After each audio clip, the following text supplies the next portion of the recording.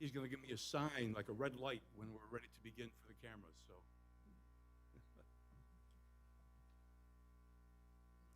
good morning, and welcome to our 4th biannual international conference.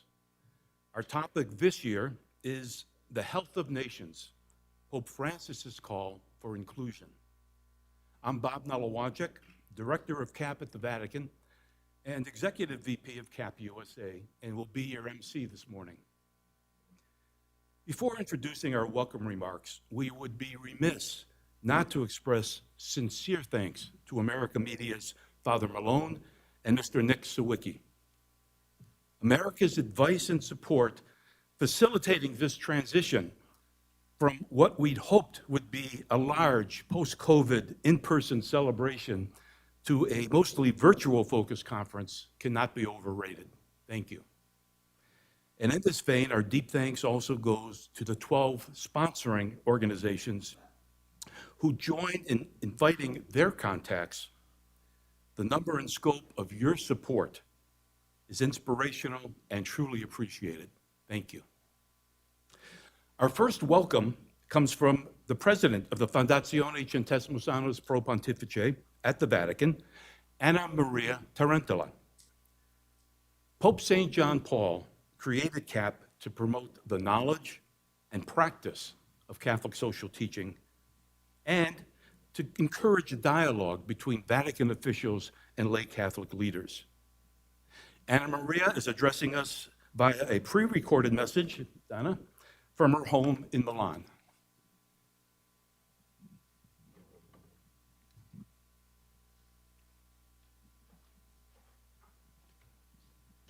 Dear members and the participants,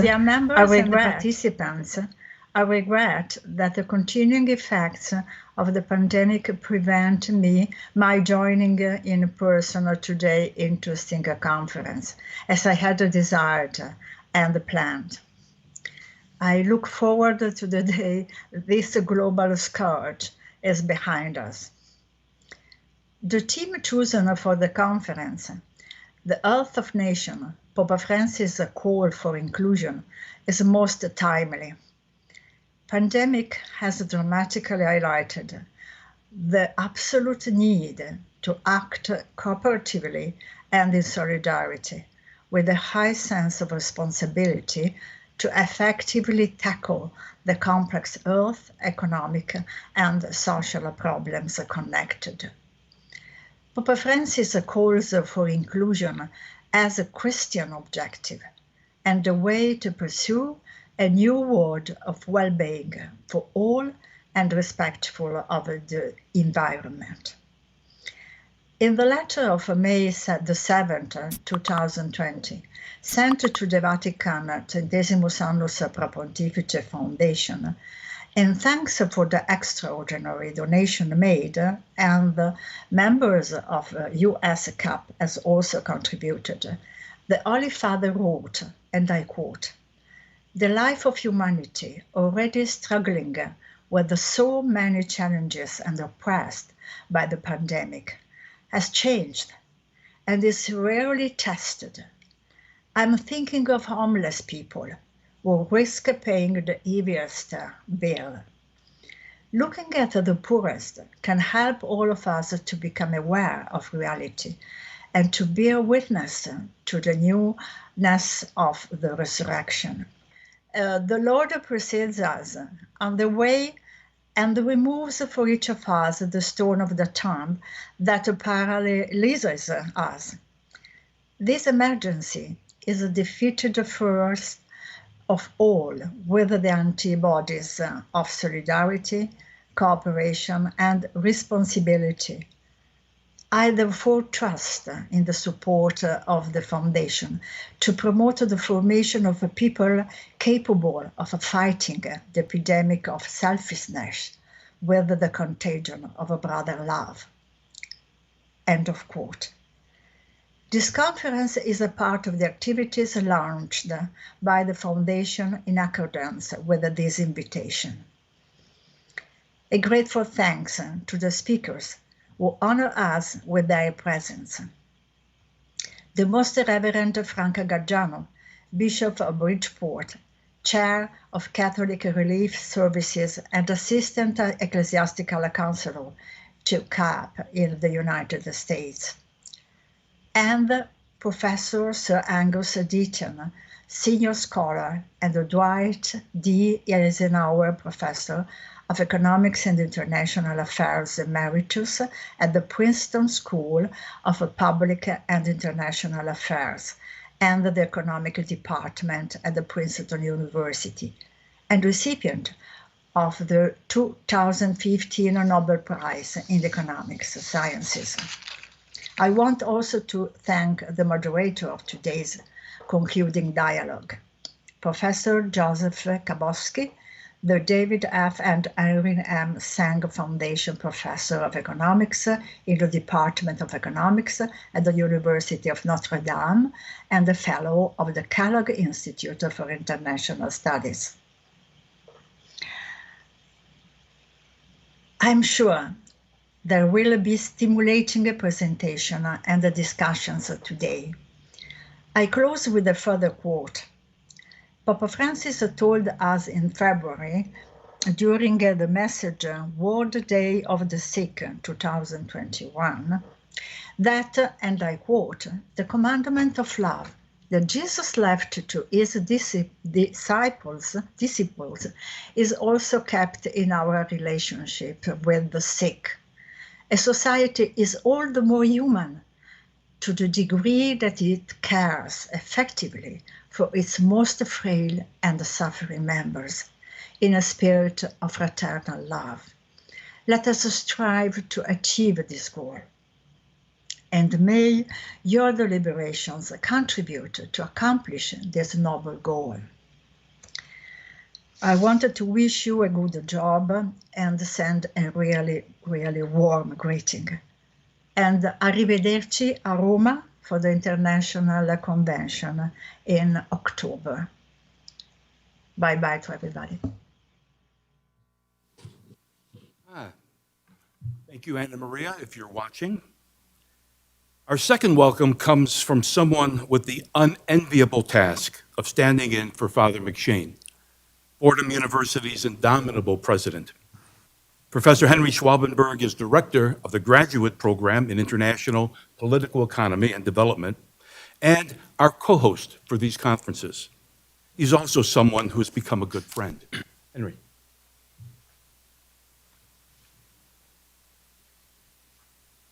Thank you, Bob.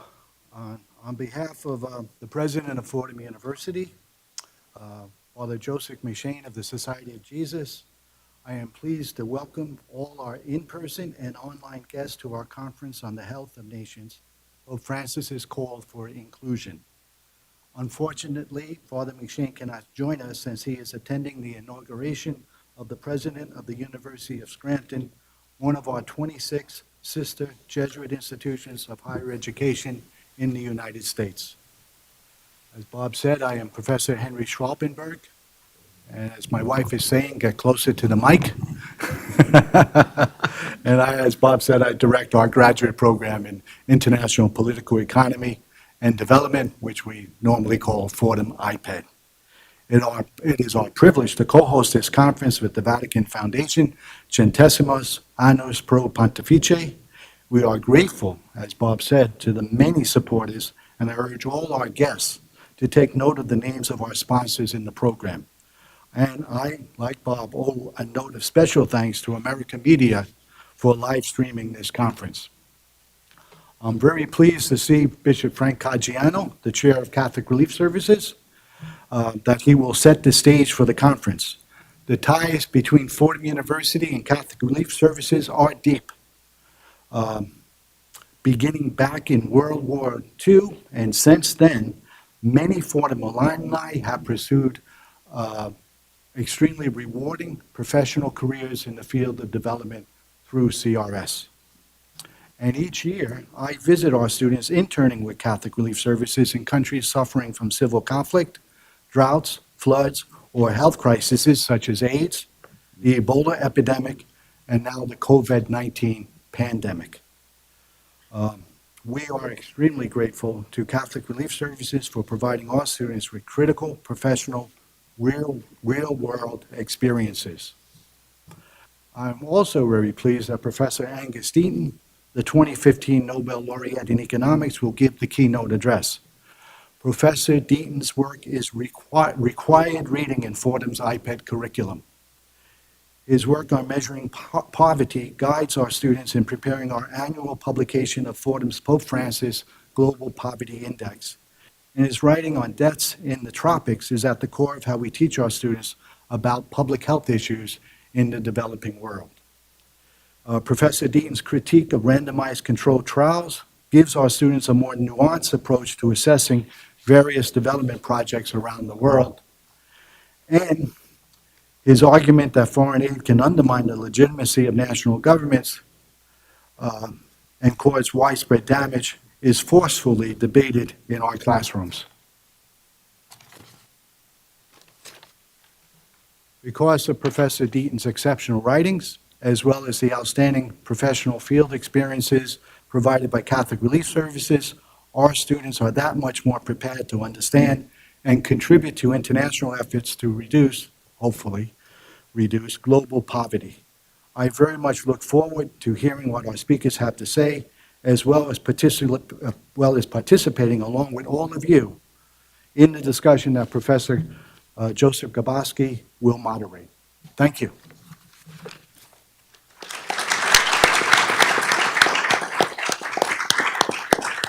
Thank you, Henry. One administrative note for our online participants.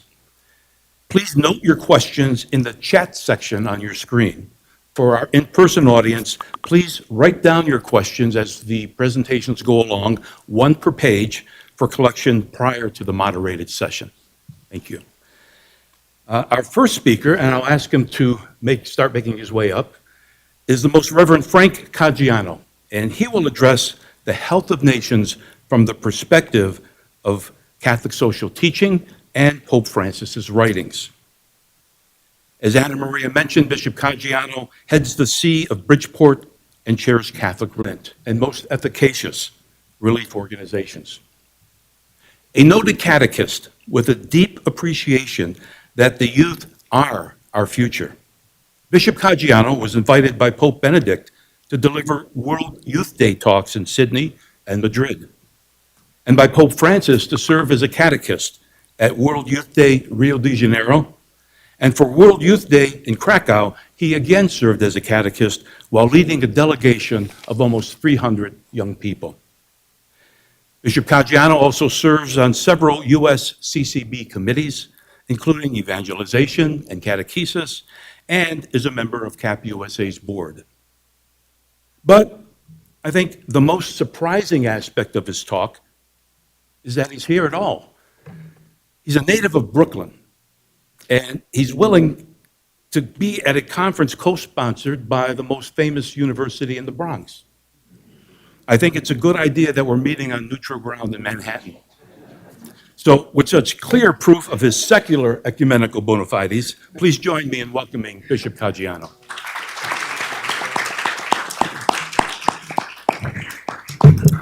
Thank you, Bob, for those kind words. Good morning, everyone. I am absolutely delighted to be able to join you today, and I'm grateful for the opportunity to offer some initial remarks, reflections, to set the stage for what I believe is going to be a very productive and fruitful dialogue about the social gospel, about the Catholic social teachings that we hold so dear, and Pope Francis's particular call for inclusion. I believe this topic is of grave significance for many reasons, not least of which, my friends, I believe we're living in a window of opportunity because given all of the dislocation caused by the pandemic, everyone now is comfortable with the notion that things need to change. And so we have this opportunity, not simply to reevaluate our economic, social, and political orders, but actually also to seek change so that it is not just more economically stable, but quite frankly will do what Catholic social teaching asks, to respect the dignity of each human being and to foster inclusion of us all. Pope Francis on the scene is the right man with the right voice at the right time in this moment of opportunity to engage believers and people of goodwill in this project. And I speak not only of his prophetic acts, and there are many of inclusion. You could consider erecting showers in the rotunda of St. Peter's, or sharing his birthday breakfast with the homeless, or going to Lampedusa, or opening an office of papal charities. These are all prophetic acts. But I'm speaking about the very substance of his teaching, of which you are all familiar.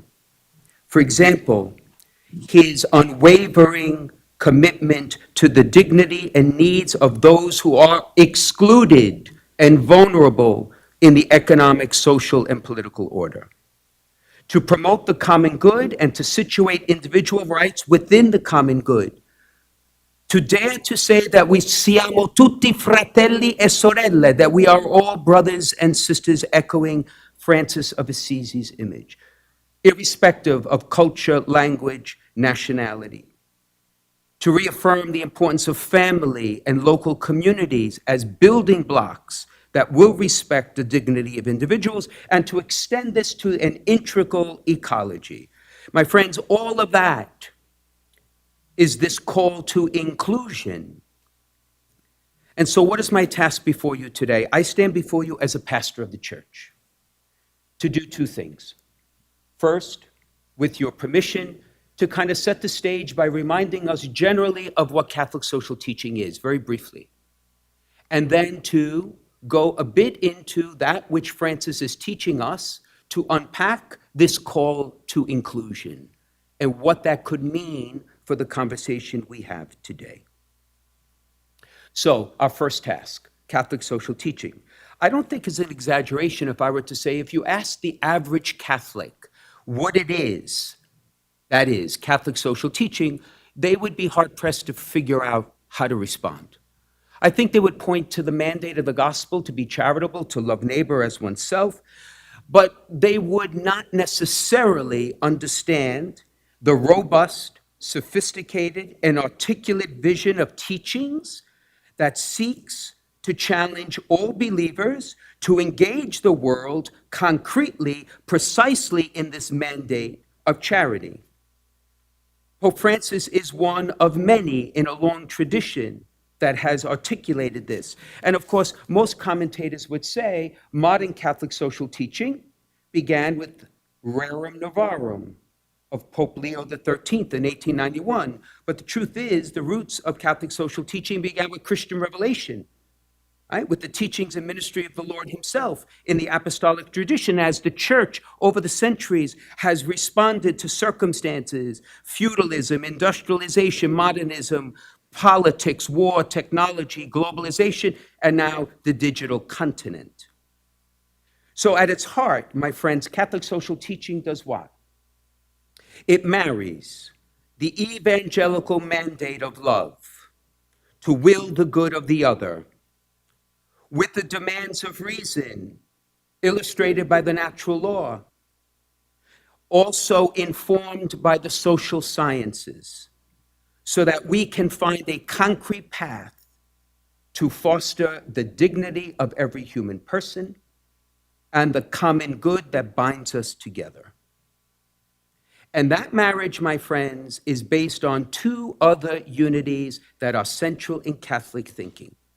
The unity of faith and reason, that they complement one another, or as the tradition says, grace building on nature, and the scriptural exposition of St. James, that faith is dead without good works. Before we move to Pope Francis, allow me two other very brief premises. First is, as you know, in Catholic social teaching, there are three fundamental principles and some other corollaries, perhaps traditionally 7. And yet we must understand that they all exist in creative tension with each other, that they are all necessary to fill in a comprehensive picture, and they stand side by side because at times they are self-correcting, right? They need to be. So give the image of a mosaic. You look at the pieces of a mosaic, each are beautiful, but you don't get the full beauty until you put the pieces together. And so part of our challenge is to put the picture together in this growing, complex, complicated, divided, and a world that seeks exclusion. How do we concretize in the messy life we live? How do we concretize this call of inclusion? And the second is most obvious. It is precisely for all the reasons I just said, given the complexity, given the enormity of just the economic order and the political order and the social structure and hierarchies of our countries and the world, there will be legitimate disagreement among us, even in this room. I am hoping that will come to the fore in our conversation. Legitimate disagreement on how to apply these principles concretely. But my friends, that should never be a reason for us to shy away from the discussion. Pope Francis is no stranger to controversy. Neither should we, because of the import of what stands before us. So let's turn to Pope Francis. Pope Francis has made it very clear that it is a call to inclusion that animates much of his papal magisterium. I'd like to present a premise, a proposition. Perhaps you may disagree. But it seems to me, in the religious imagination, in the intuition that actually forms much of what Pope Francis is speaking of, there is one principle, one basic theological fundamental principle that animates what could otherwise be seen as just random or side-by-side observations. And in the tradition of the church, that fundamental principle is called communio, or communion. But it can be named in other ways, including a sense of social fraternity. And it is, first and foremost, my friends, a mystery. Not because we cannot speak of it, but because it is a reality that we enter into in response to what? A divine invitation. Communio is not a human construct alone. What is the invitation? The invitation is for all of us made in God's image and likeness, through the power of grace, to enter into the very life of God, who is himself a communion in Christian revelation, a trinity of divine persons bound together in love because God is love.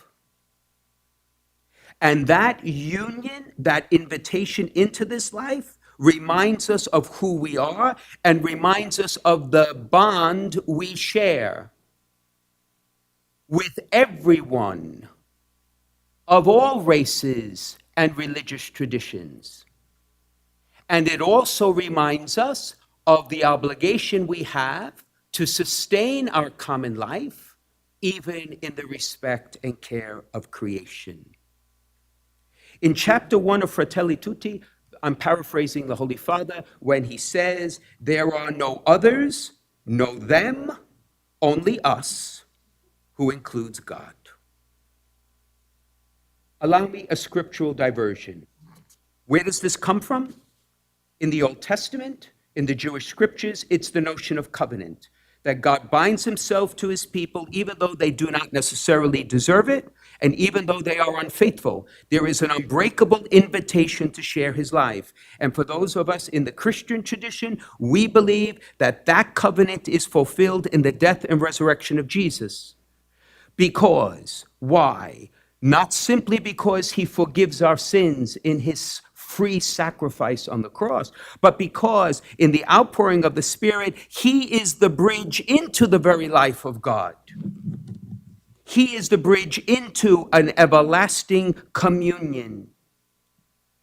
And so if that is who we are, then that is shared, as I said previously, with every other human being, not by choice necessarily, but just as a consequence of who we are. In Fratelli Tutti, Article 94, the Pope says, Only by cultivating this way of relating to one another will we make possible a social friendship that excludes no one and a fraternity that is open to all. So when the Holy Father speaks of inclusion, he is not speaking of something transactional. He is speaking of the very change of mentality and lifestyle, which is a fundamental reflection of who we are in Christ. We are to live that way because we should know no other way how to live because of who we are. And we are impelled by that communion, that common union, to redefine not only our personal relationships, but every structure that is of a human construct. Fraternal love and social friendship can be synonyms for the very reality I'm speaking about. So when this is applied in action, you will see Pope Francis constantly speaking about mercy. Well, you see, my friends, the effect of living communion is mercy. It's the living bridge, so no one is left behind. Pope Francis speaks of synodality as an essential part of the church's life. Well, what he's saying is that the journey of faith excludes no one. It's not just the bishops who are asked to discern and listen, but all God's people, even those who do not share Christian faith, have a role in the discerning and listening because it's the very fabric of who we are. And therefore, there is a personal and communal obligation to look at the economic, political, and social order through this lens. Allow me to go deeper. I'm going to use the three fundamental principles of Catholic social teaching, perhaps to illustrate a bit more granular what Pope Francis is teaching us. And if you recall, St. John Paul II in Ecclesia in America, Article 55 says, her, that is the church's moral vision in this area, Catholic social teaching, rests on three cornerstones of human dignity, solidarity, and subsidiarity. For the balance of my remarks, allow me to stop at each of those and break it open along the lines of what our Holy Father is speaking of inclusion. Human dignity and the value of every human person. Pope Francis has made it clear that he reaffirms the dignity and value of unborn life, but he also has made it clear that that dignity and value extends to the marginalized, the vulnerable, and the excluded in our midst, the human lives that have become invisible to the economic and political order around us. They are deserving of the dignity and protection, not because we accord it, but because it is already inherent in every human person. In 107, in Fratelli Tutti, he summarizes it in one sentence. He says, every human person has a right to live with dignity and develop integrally. So who are the marginalized for Pope Francis? The physically poor, those who lack necessities of life, migrants whose dignity is challenged at the borders. The fourth chapter of Fratelli Tutti dreams of a heart open to the world, he says. The elderly, the uneducated, the refugee, those who are suffering from the effects of climate change. Because it is a dignity, my friends, clearly, that exists in every stage, in every season of life. Never to be judged in the utilitarian fashion, universal, that knows no distinction of politics or national boundaries, and one that has a preferential option for the very ones that otherwise have been left behind. Pope Francis does not mince words, does he? He challenges the political, economic, and social order to include the excluded. For example, in Evangelii Gaudium, Article 6, I believe it is, Pope Francis challenges all governments to assure dignified work, healthcare, and education for all people. He also criticizes what he sees are the challenges. So, for example, he speaks of the idolatry of money, where he sees the human person because of some of the economic structures we have. A person is no longer an agent of economic life, but reduced to a center of consumption for profit. He speaks of the victims of a neoliberal faith in an unfettered marketplace. Fratelli Tutti, Article 168, where he says that marketplace, that mistaken belief that the marketplace will solve all problems through, and I quote, spillover, or I quote, trickle theories. Against those challenges, he speaks of an integral human development. And in Article 21 of Fratelli Tutti, he says this: some economic rules have proved effective for growth, but not for integral human development. Wealth has increased, but together with inequality, and the result that there are new forms of poverty emerging. We see that here in Manhattan. Just take a stroll down the street. And in this dignity of the human person, he speaks of the essential role of the family and the local community. The family, particularly in Amoris Laetitia, which itself was a document that was critiqued by some, but he holds dear and fast to this. So, in the end, if you were to ask me, Bishop Frank, summarize all this in a sentence, I would put it this way. For Pope Francis, the basic moral test for any society or the analysis of any personal behavior is this: how do we treat the poor and marginalized is the measure to which we need to change. Second principle, human solidarity. I need not explain too much. It is the basis of the communio I spoke of. But there is this image that we have to remember, which is the common good. And allow me to offer a tangent, and again, you may disagree, and I welcome the commentary. But we live in a time, particularly here in the United States, where personal rights have almost been divinized. And a discussion of the common good has been set aside. And the Holy Father says that's a recipe for disaster, because the one checks the other. They are in a very delicate and creative balance. And the common good needs to be articulated so that it is in fact held in common. And it would seem to me that one of the great challenges we have is precisely to do that in the context of this country, in this moment that we are living.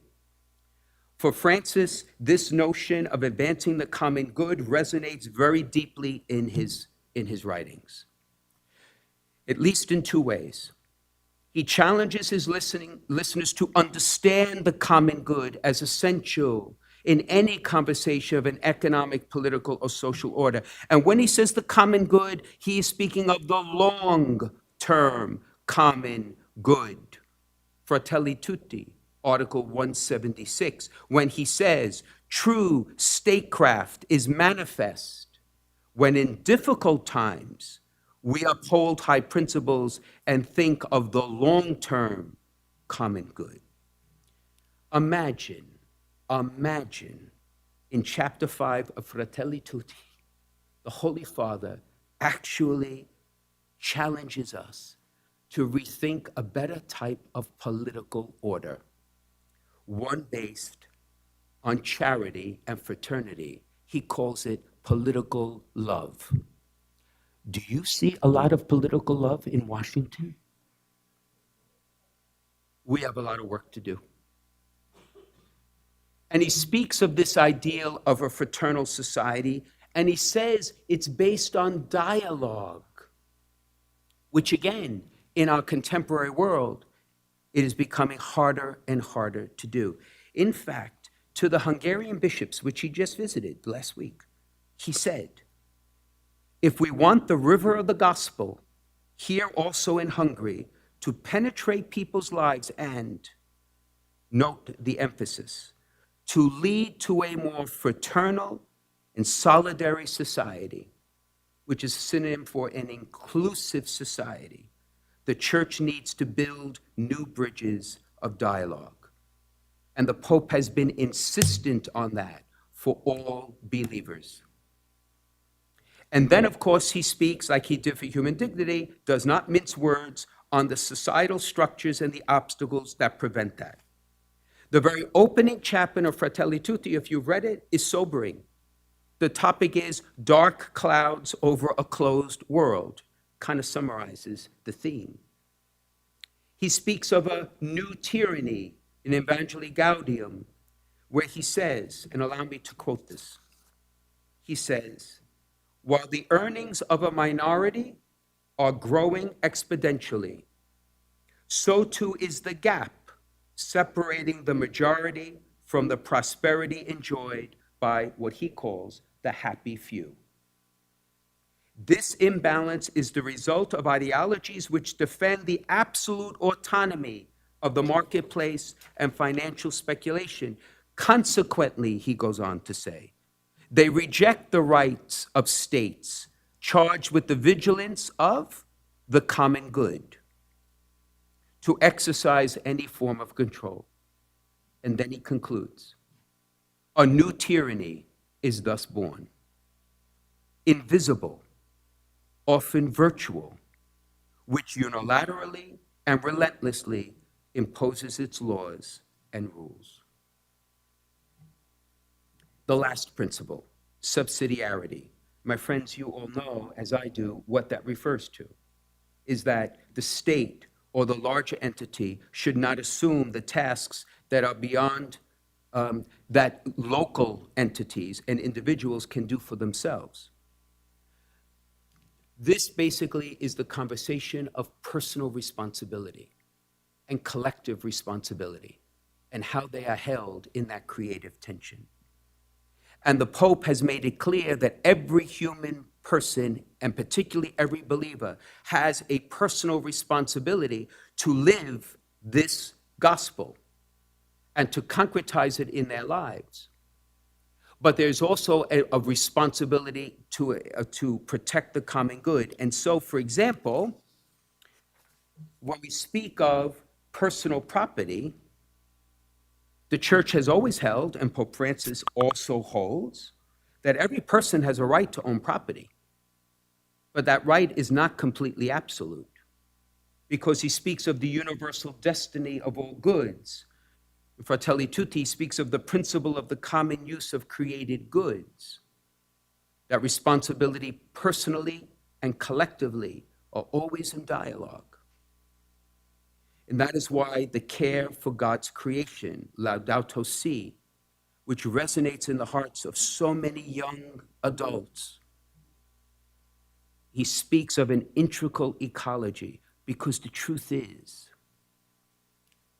and perhaps you may disagree, if we are to address this global challenge, it is not enough for some to respond, for some countries to respond.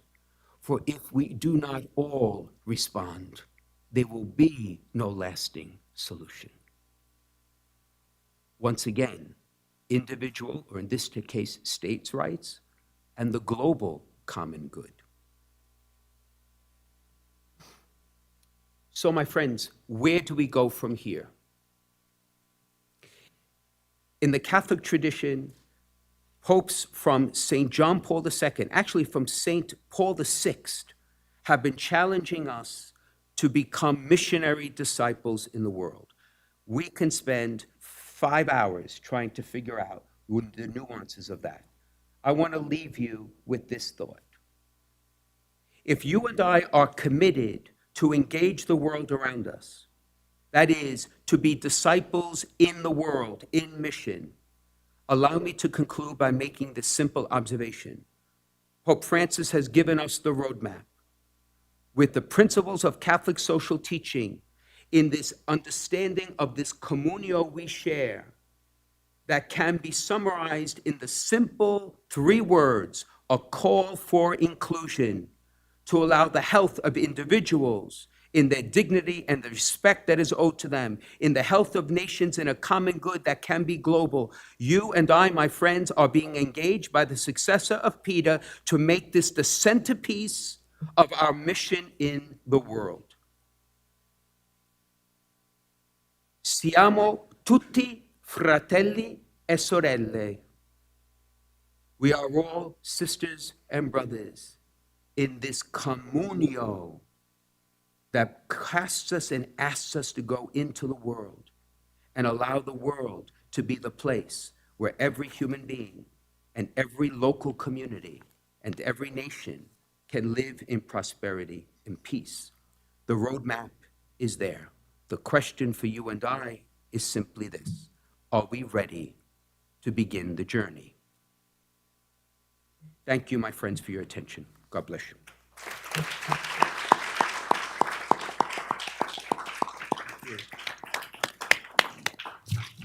Thank you. Thank you, Bishop Caggiano. A note to our late arriving online viewers, please, any questions you have, note them in the chat box. In researching our next speaker's background and work, I discovered his introduction could easily consume the entire time allotted his presentation. So I beg his and your indulgence with what follows.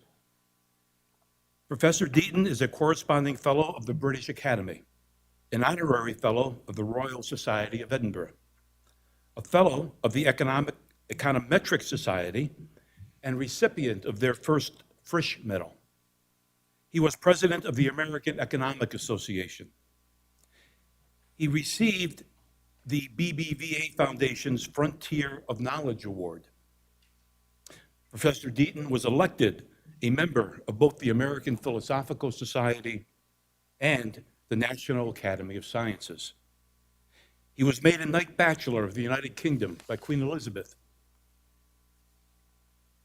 And due to his work, development economics is a far more nuanced field, with practitioners focused on understanding the lives of the poor.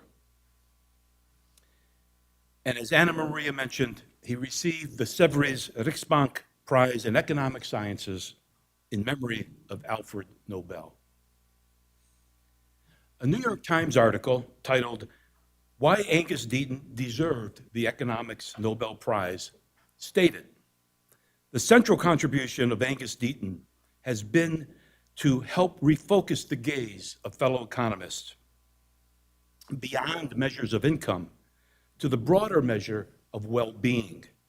Quote, he has been a trailblazer in shifting attention away from the behavior of economy-wide aggregates and toward the analysis of individual households, pointing out his was the first Nobel to acknowledge explicitly the increasingly empirical nature of modern economic research," end quote. Yet, for all the power modern statistic brings, Professor Deaton has argued it is neither a panacea nor a substitute for economic theory. As the Nobel Committee put it, Professor Deaton's work covers a wide spectrum from the deepest implications of theory to the grittiest detail of measurement. One of Professor Deaton's most important impacts has been in the field of development, efforts born of a deep personal conviction. As he wrote, quote, "Those of us who are lucky enough to be born in the right countries have a moral obligation to reduce poverty and ill health in the world." As Justin Wolfers, professor of economics and public policy at the University of Michigan, said of him, "He's motivated by the questions that really matter. He's intellectually relentless.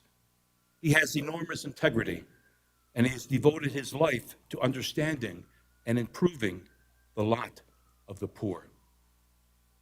Please join me in welcoming Professor Sir Angus Deaton, who will address the health of nations and Pope Francis's call for inclusion. And I learned last night this is his first non-Zoom presentation in 18 months. He's joining us first time live for his I think it'll be the deep insights he will share with us, the prodigious research he's done, and including his most recent works, Deaths of Despair and the Future of Capitalism. Professor Sir Angus Deaton.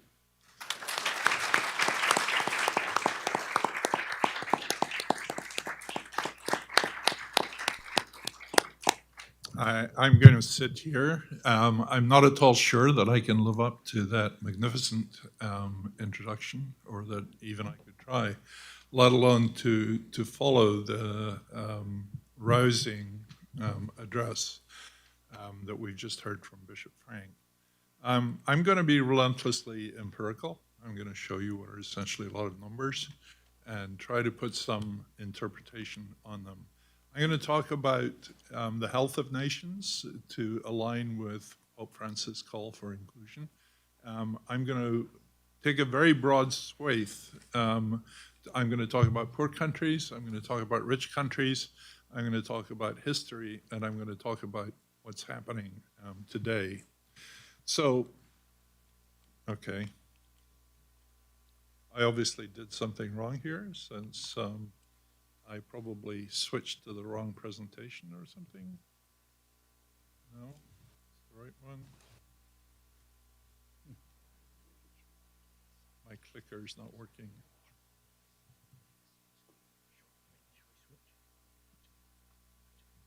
There we go. All right. So here's a start. You know, I am an economist. If you didn't know that before, you know, Bob has made that very clear. And economists are usually more concerned with money and with wealth and with income, not so much with health.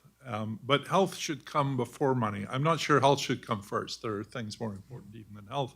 But money and wealth means very little if you're not alive to enjoy it. It's also not only important in itself, but it's often been argued that health is one of the best indicators of the state of a nation. It's sort of like the canary in the coal mine, that if health stops improving, national health, population health starts going in the wrong direction, then something is seriously wrong. That society is not working well for at least some of its members. Some people are not being included in the terms that we've been talking about. And I'm going to argue that that is the case in the United States today, though that will be the second part of my talk. So just to give you whet your interest in this, this picture shows what the demographers call adult life expectancy. So it's how many years you can expect to live at age 25. And I chose that for reasons that I'll come to later. This shows basically all the rich countries of the world, of Western Europe, Canada, Australia, New Zealand, all those good places. And what you can see is that since 1980, this has been going upwards pretty much everywhere. The black line, of course, is the United States. It used to be in the middle of the pack, and now is seriously adrift at the bottom of the pack. It's really what you might technically call an egregious performance. I mean, it's fallen outside of the group. You might ask, well, what's that blue place that's even worse than the United States? That's Scotland, where I grew up, and which has always had really bad health. Scottish health looks more like Eastern European health than it does rich country health. But the US has actually managed to catch up with Scotland and is almost even doing worse than Scotland. I will come back to the reasons for this at the end of the talk. But let me talk about poor countries and talk about rich countries when they were poor. So in my book, The Great Escape, which the Italian edition is called La Grande Fuga, because we've been hearing a lot of Italian phrases of these things. And what I call the Great Escape are these great episodes of human progress, from destitution, ill health, and premature mortality to longer life and high material living standards of the sort that the rich world enjoys today. It also includes better governance, better democracy, large-scale reductions in violence, which are not always talked about. I mean, if you go back to medieval Europe, violence was incredibly more widespread than it is today. Huge increases in education, and perhaps even increases in life evaluation or happiness, though that's a much more controversial topic. The point of this story is that many of these episodes allowed only some to escape. So not everybody broke out, and they left many others behind. Now, leaving people behind is a bad thing, but if it's the only way to break out of the prison, as it were, it's sort of a good thing. So what happens is that progress has been an engine of inequality, probably inevitably. What, of course, you want is for people to catch up afterwards so that the breakthroughs that are first confined to the few then are shared widely among everybody else. The most famous and obvious of these is what historians call the Great Divergence, which was sustained economic growth, which began in Northwest Europe in the middle of the 18th century, and it sowed the seeds of the material living standards and increases in health and life expectancy that we've seen since that. But what happened was it pulled those few countries like Britain and Holland and then Sweden and Northwest Europe first, away from all the other countries of the world. And those gaps have never really closed. They've closed a lot since the Second World War as poor countries have begun to catch up. But those gaps that started in the middle of the 18th century are largely still with us. So a lot of global inequality today around the world is due to what happened 200, 250 years ago. Now, modern scholarship has undermined this simple view that I was brought up with, which is before the Industrial Revolution, everybody else in the world was living in abject poverty. That's just not true. There were parts of China and parts of India that were quite wealthy 200 or 300 years ago. But no one, I think, doubts the existence of this divergence. So there's really 2 points to that puzzle. Why did it happen in the West? And historians have been arguing about that ever since. And why not the rest, which is what development economists wrestle with today, which is why can't we spread these? So for the world as a whole, these gaps have never really closed. And country by country, if you think of each country as a unit, these countries are probably about as far apart today as they've ever been, even though person by person, if you just think of all of the citizens of the world, inequality has been sort of decreasing. And that's largely because India and China have done so well over the last 50 years, 40 years or so. So life expectancy went along with a lot of this. So life expectancy began to rise in Britain in the middle of the 18th century in parallel with the Industrial Revolution. And there's some common causes. The Enlightenment, people started worrying about improving their health and realized it wasn't an inevitable thing and there's something you could do about it. And it led to inequality in life chances, as you've seen across the world, but also within Britain. What is nowadays called the health gradient, that richer people live longer than poorer people. But it wasn't really always true. So this is a graph that I sort of stole, but I redrew it and extended it from a paper by Harris in Social History of Medicine in 2004. This a team of demographers in Cambridge, led by Tony Wrigley, went to the parish registers in England and charted births and deaths and calculated life expectancy going back historically into the 16th century. And this shows life expectancy at birth from before 1550 until after 1850, 300 years. And what you see here is pretty amazing by what we've used to in common in today's world, that there's really no trend here at all. I mean, you can chop out little bits and say there was progress over this period, there was progress over that period, but by and large, we had 300 years in which life expectancy was 40 or less and didn't really change very much. You got terrible catastrophes, which were plagues, the Black Death, all that sort of thing that came around. And you get these huge dips in life expectancy, one of which we're going through today. But there's really very little in the way of trend here. So for all of us who are used to this idea of progress, maybe we've been less used to it over the last 18 months. This is this long period of not much happened. Well, what Harris did, there's a historian called Hollingsworth who was following the dukes and their families.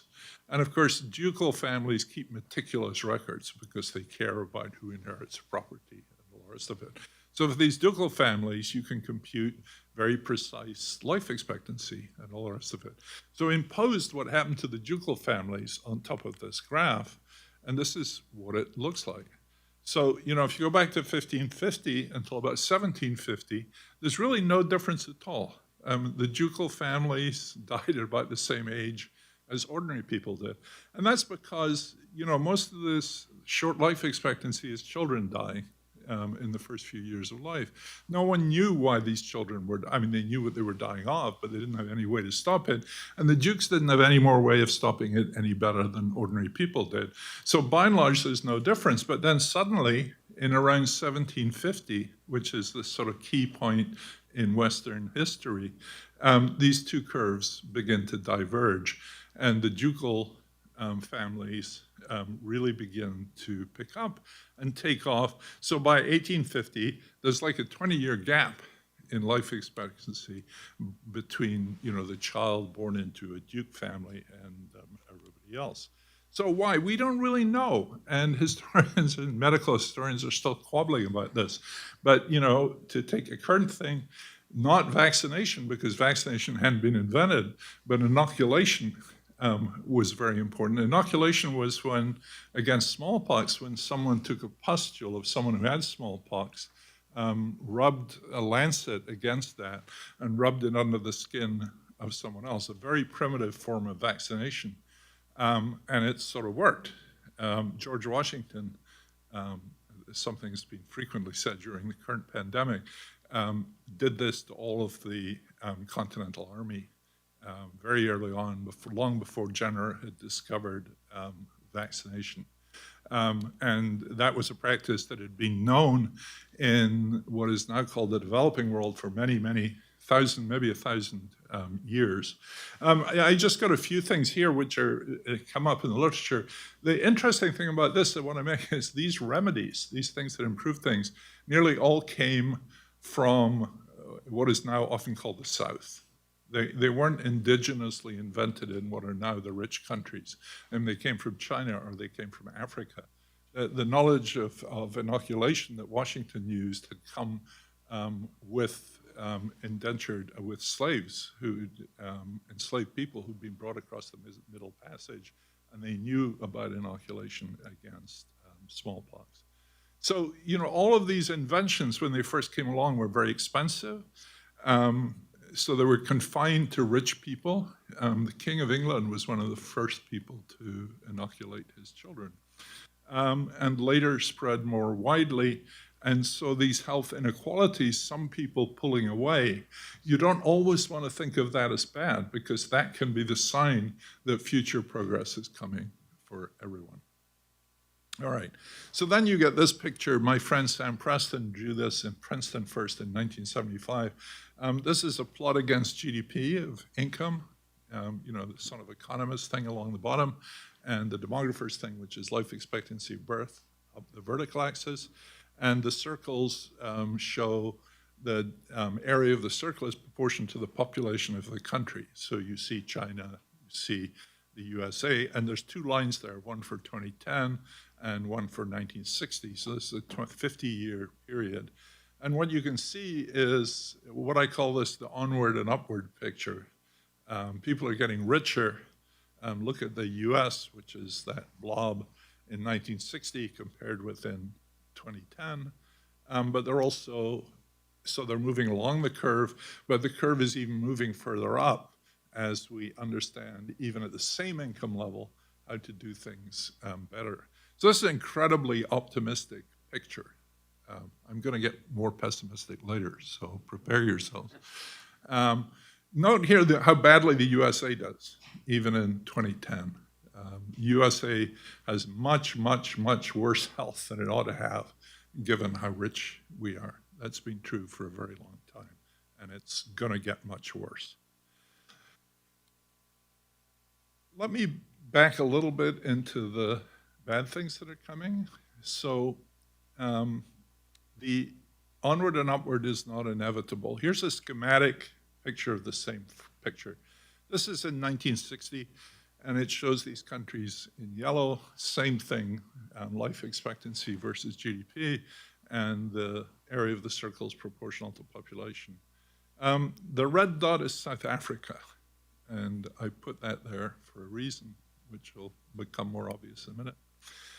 The huge circle at the bottom left is China, right? So let's go 10 years and watch what happens to China. It jumps from like nowhere way up to near the top. And that's because Chairman Mao stopped killing people. That was the 30 million people who died in the Great Leap Forward. And by 1970, that was over. So that's a human-made political catastrophe. And so if you ever need reminded of what politics can do, what the autocracy of one-man rule can do, that is one of the most dramatic episodes that at least shows up in the data. All right, so go back to the beginning. There's South Africa. Now focus on the red dot. The red dot is low because South Africa is really like a very poor country and a very rich country put together, a black population, a white population. So it's way, way below the line. It's like an average of something way up at the top and something at the bottom. And that's why it's so far below the line. Got high GDP, but not, most of the people are excluded. So then by 1980, this apartheid is beginning to sort of fall apart, and South Africa is moving up. By 1990, it's even further, but in 2000, it falls off the end of the world again. And that's because of HIV/AIDS. So I don't have the data, we don't have the data for what COVID has done to these numbers, but you're going to see a lot of falling off the curve like that. And the US is going to be one of the worst of them because we've got one of the highest death rates per capita of any country in the world. Not the highest, there are places that have done worse. So that was HIV/AIDS in South Africa, and also I've said that already, so let's focus a little bit on these global health inequalities and what we might do about them. And I know so many of you here from Bishop Frank, and the rest of you are interested in CRS and providing aid to improve these situations. So much of this is driven by infant and child mortality rates. They drive most of the difference in life expectancy. That's something to do with the way that life expectancy is calculated, because it really weights children's lives much more. But that's where the big changes in life expectancy have come from, is from stopping children dying, either before their first or before their fifth birthday. You can get very upset about this when you think about it, because these children die in poor countries essentially by the accidental geography of their birth.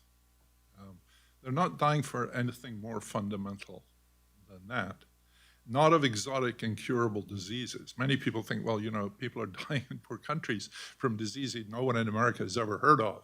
And of course, we don't know how to cure. That's not true. They're dying from things like diarrhea, from dehydration, from pneumonia, from upper respiratory infections.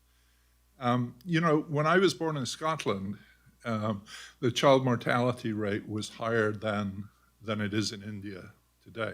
So there has been a lot of progress, and that's why these countries are moving up the Preston curve.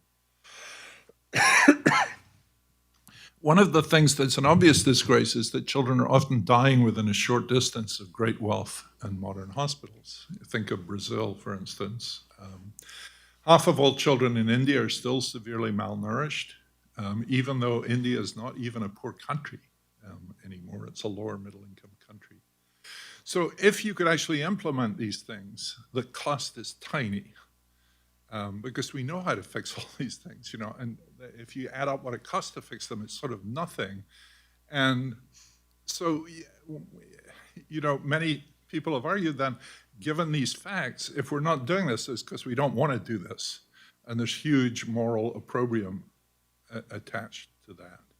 I think it's more complicated than that. So given what I'm going to say next, I think we have a clear moral obligation to assist. I have no doubt about that whatsoever. So So there's lots of things we can do to help. My friend Bill Easterly always challenges when these statements which say, we must do these. The international agency are very fond of saying, we should do this, without ever saying who we is here. A very important thing to ask. So there's lots of things we can do to help. One of them is research on diseases of the poor. So NIH spent a lot of money on HIV/AIDS, but that was only because it was affecting Americans. And by and large, it doesn't spend a huge amount of money on these, how to fix these things that happen in poor countries.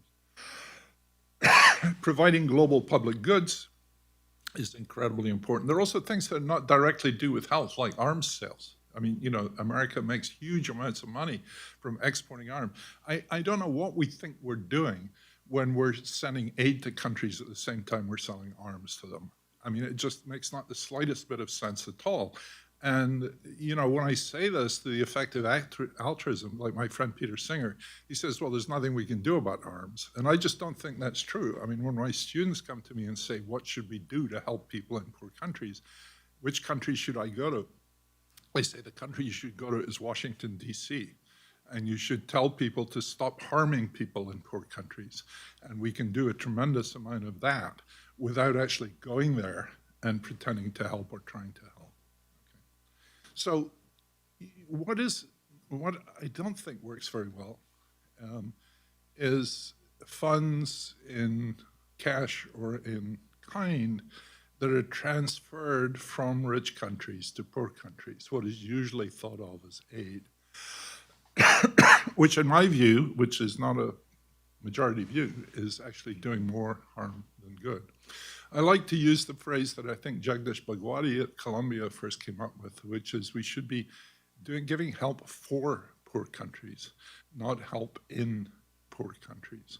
So for instance, if we can make vaccines and get Moderna to make a whole lot more vaccines and get them to poor countries, that is something we can do without, that is incredibly helpful. None of the problems I have would apply to that, for instance. So the key argument is not about money. It's true that better health services in India, for example, would cost more money. But if India spent more money on its health service, it would not produce better health. And that's because of the chronic lack of state capacity in most poor countries. Now, just take an example of us. We complain about our government, but we mostly pay our taxes. Well, of course, we go to jail if we don't, unless you're very rich, in which case you don't pay much tax. And in exchange, they give us all these things like police, defense, roads, law, health, and pensions, and education. And that's because we're sort of organized in a way that in exchange for our taxes, the government can give us these things back. But that sort of effective contract is really characteristic of what's true in most poor countries. So pouring money in is not going to help that. And in fact, it may actually undermine it. Because, for instance, you provide health services, you undermine local community health services, you take away the responsibility of the government, such as it is, for doing things, and you can make a lot of things worse. And there's really quite good empirical work on this, like in countries, for instance, that have enormous resource flows from oil and so on. The governments don't bother to look after their people because they don't need to. Most African countries get more than 70% of their government budget from aid. They have no responsibility to their people at all. All they have to do is be nice to the World Bank, be nice to the donors, and so on. And you cannot get development without an internal social contract, without an internal community first. And whatever we do, we should not try not to destroy that. Now, people say, well, that's to do with, giving money for development. What about health? Well, it's some cases. So millions are alive today on antiretroviral drugs who would otherwise be dead. I hope 2 years from now, we can say the same about COVID vaccines that have been donated from the rich world to the poor world. The greatest gift of all from the rich to the poor world was the germ theory of disease. And just understanding why little kids were dying. And if you understand that, you can get clean water, you can build sewage plants, you can do things that keep kids alive. But that does not suspend the previous argument about state capacity. Now, one way of thinking about this in health programs is we've been quite effective at vertical health programs, which are usually despised by the development community. But a vertical health program is we sort of helicopter aid in. We helicopter vaccines in, we vaccinate the kids. But what has not been good is horizontal programs where we try to get a country to develop infant and child care health system. That's an incredibly hard thing to do. You know, we're really bad at it here. You know, and we're sort of expecting health systems to develop in countries where we can't do it ourselves. And why we would think we could do it to someone else where we can't do it ourselves. One of the things that many people here take for granted, but it's really astonishing, and it didn't happen in Britain, the vaccines that all of us have here, otherwise you wouldn't have got in, very few of us actually got them through the healthcare system. We got them through the state, we got them through the army. Nearly all of the vaccines in January, February, and March this year were not done by the health system. In Britain, you got a letter from the National Health Service saying, you have an appointment on the 14th of March to show up and get your shot. And you know, they got through everybody very quickly, very efficiently. They have a system. We somehow think we can make one of those happen in India where we can't do it ourselves. Okay. We have an ethical responsibility to vaccinate the world against COVID-19. It's feasible. I know there's a lot of debate going on right now. I think from a realist perspective, this will happen fairly soon. It's not as soon as maybe some people would think is ethically required, but I think it's going to happen. And I hope I'm right. I want to come back to the President of the USA today and show you a few slides quickly here. This is the work that Ann Case and I have been doing on deaths of despair, and we define those, or at least it was Ann who had the idea of calling them deaths of despair. And these are accidental drug overdoses, suicides, and deaths from alcoholic liver disease, which have risen rapidly in the US since the mid-1990s. There were 158,000 in both 2017 and 2018. So there's two very surprising and important things going on here. The first is that this increase is confined to those who do not have a 4-year college degree. So this is the most stunning thing that came out of our work. And, you know, we weren't looking for an education link. It's just we were looking at 40 million death certificates, and you look at things, there's not that much on the death certificate, but it does tell you what their highest educational qualification is. And the thing you want to keep in mind, and when we're talking about inclusion and exclusion and the happy few and the people left behind, only 1/3 of Americans, adults, have a college degree, have a 4-year college degree. The other 2/3, the majority, twice the size, do not. One of the things, I just mentioned this because the press still gets this wrong to this day. They say we wrote about men dying from deaths of despair. The increase is the same for men and women. But the prejudice against people dying of drug overdoses and suicides and so on is such that they're seen as men doing it. And the press will say over and over and over again, this is men, it's not men. And anyway, let me not get carried away by that. The key here to us, and the argument we make in our book, is that the labor market jobs for people without a 4-year college degree has been just vanishing, has been sort of going away. And this failing labor market has brought social dysfunction in many forms, in many communities around America. Let me skip the next slide, but I wanted to show you here that I showed you this failing life expectancy. If you actually draw this graph for people without a 4-year degree and with a 4-year degree, this is how many years of life you can expect to live at 25. Look how this gap has widened since the early 90s from 2.6 years to 6.3 years in 2019, and that's before COVID. The worst thing, which is just unimaginable in some ways, is that since 2010, they've actually been going in different directions. So life expectancy, adult life expectancy has been falling for people without a 4-year degree. In spite of a medical care system that costs twice as much as any other healthcare system in the world, the majority of people without a 4-year degree have falling life expectancy. It's something that hasn't been seen in the United States for more than a century. Let me skip that, because I want to connect it up with what Bishop Frank said. We think this is fueled by a declining labor market, by jobs that really gave meaning to people's lives, gave them a chance of promotion. You could work for a large corporation, you might be starting in the proverbial mailroom. I don't think they exist anymore. I guess there's no email rooms anymore. But you could start as a janitor or an elevator operator. Remember when there were those? Or in the food services department or the ground staff.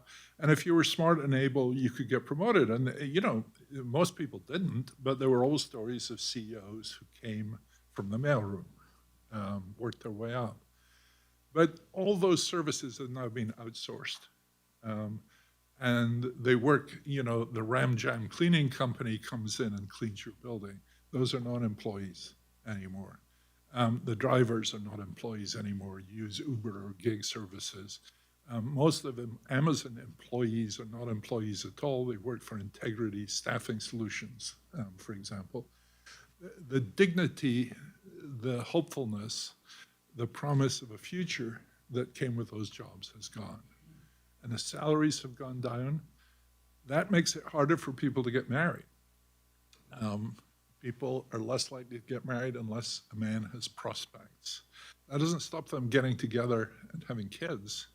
And so you get successive serial cohabitations, many of which produce children, but which don't produce the benefits of family life and structure that people need to make their lives work. And I know I'm an economist, and maybe this is reductionist, but I think the failing labor market has got a lot to do with that. Not because money is everything, but because money fuels these communities and makes it possible to people to live in the patterns in which they've lived for many years. They're not just facing increasing death, but they're facing increasing pain. So middle-aged people now face more pain than the elderly. As an elderly person, I can tell you that pain goes up with age. And the fact that middle-aged people have more pain than the elderly is because they've had more pain throughout their lives. That pain is just going up and up. Socializing is going down. Self-reported health, disability are all worsening, but only for the people without a 4-year college degree. You have a college degree, you seem to be exempt from this. Declining marriage rates for people without a 4-year college degree. The serial cohabitation I've talked about.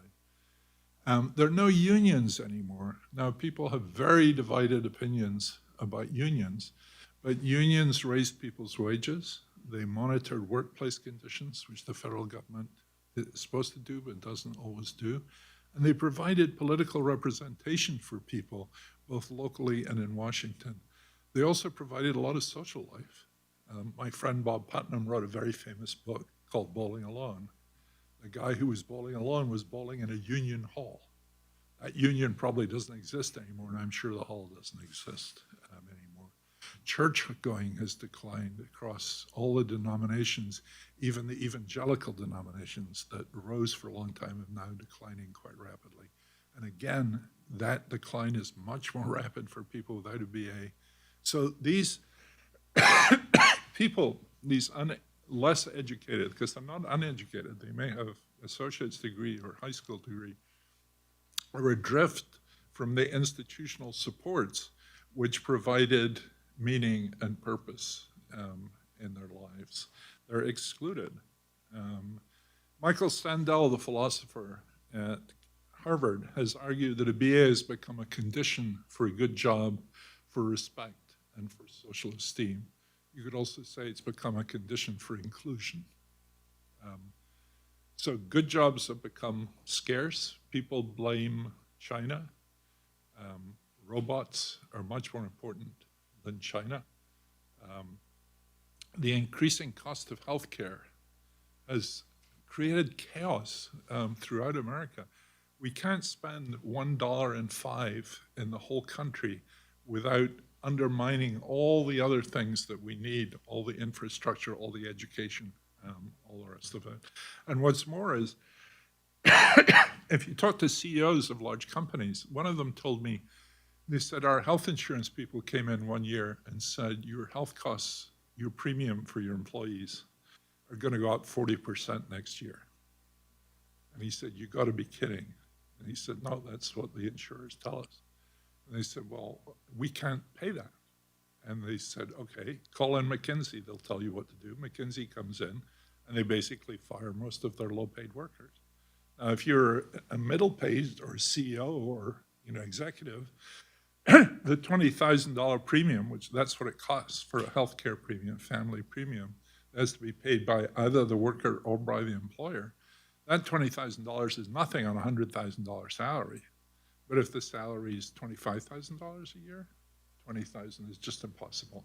And that's one of the main reasons why these people are being kicked out into gig jobs and why employers won't hire them anymore. Another part of exclusion is that their political influence has declined. People think there's always been lobbying in Washington, and so there has, but there's been an enormous growth since 1970 in corporate lobbying. And so this control of the higher reaches of capitalism over Washington is much different now from what it was 30 or 40 years ago. 1970, in some sense, is the key pivot in this story. It's when, for working class America, things started seriously going wrong. And so many of these people believe that the system is rigged in favor of a cosmopolitan, educated elite that is benefiting from globalization while they lose. And they feel that they're basically sheep that are being fleeced by the rich, and money's being transferred upwards from poorer people. So we got redistribution. And I'm against redistribution, especially redistribution that goes from the less powerful, from the excluded, to the top. So you finish up with a sort of two-class society. I think I've said probably most of this. Here's something that I think is very important and has not been debated enough. Almost all the enlisted men and women in our armed forces do not have a BA. Almost all of our officers do have a BA. So we're fighting wars with people who have no political representation and who are being excluded from many things. That makes it much easier for us to fight endless wars. It's much less costly because no one who's ordering up those wars has to pay for them, and none of these people have their sons and daughters fighting in Iran or Iraq. And this is, you talk about inclusion or exclusion. I mean, we're almost using this two-class society, and only people of the lower classes have to risk their lives to keep the people at the top. I mean, it's enough to, I don't know what it's enough to do.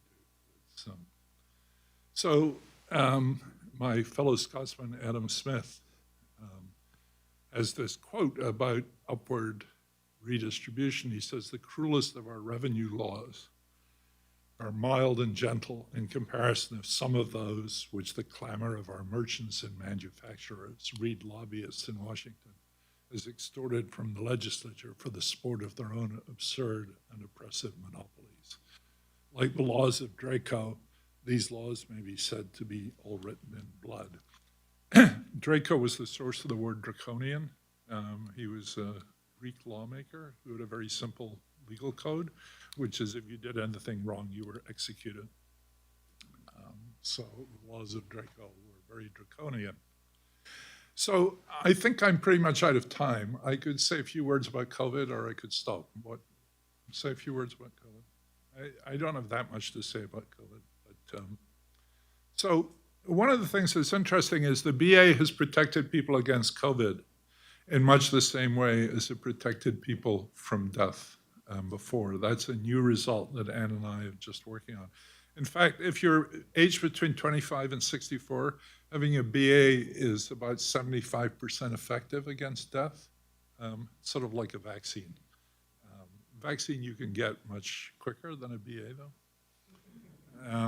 But I mean, it's this distinction in mortality rates was maintained into COVID.